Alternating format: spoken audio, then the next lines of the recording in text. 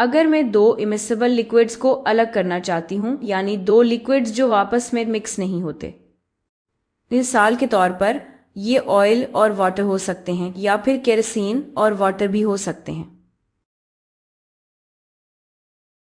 और कुछ अल्कोहल्स भी हैं जो वाटर के साथ मिक्स नहीं होती।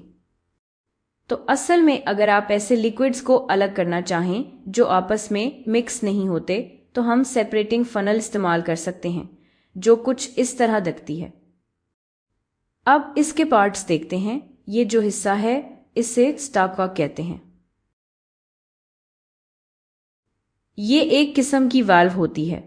ये वाल्व की तरह काम करती है और इसका असल मकसद ये है कि जो लिक्विड्स यहाँ से बाहर आ रहे हैं इनका फ्लो एक मुस्तकिल रफ्तार से हो, यानी ये कंट्रोल्ड फ्लो होता है। तो आप इस हैंडल को घुमाकर फ्लो को रेगुलेट कर सकते हैं। ये नीला हैंडल जो आप देख रहे हैं, ठीक है, आप इसे घुमा सकते हैं और फिर नीचे से आने वाले लिक्विड के फ्लो को कंट्रोल कर सकते हैं। तो ये स्टॉपकॉक का मकसद है। ऊपर की तरफ एक स्टॉपर लगा होता है। स्टॉपर का मकसद ये है कि कोई लिक्विड सेपरेटिंग फनल से बाहर ना गिरे। ये चीज जो आप देख रहे हैं ये सेपरेटिंग फनल है और आप तस्वीर में दो लिक्विड्स देख सकते हैं।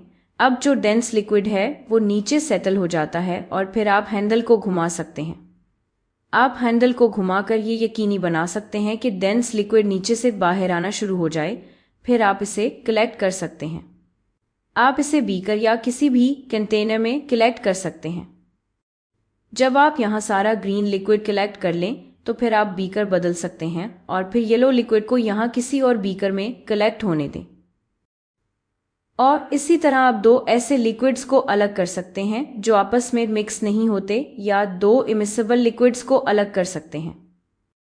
ये एक बिल्कुल सीधा सा तरीका है सेपरेटिंग फनल इस्तेमाल करके ऐसे दो लिक्विड्स को अलग करने का, और ये ऑयल, वाटर, केरोसिन और किसी भी इमिसिबल लिक्विड्स की एग्जाम्पल्स में इस्तेमाल हो सकता है।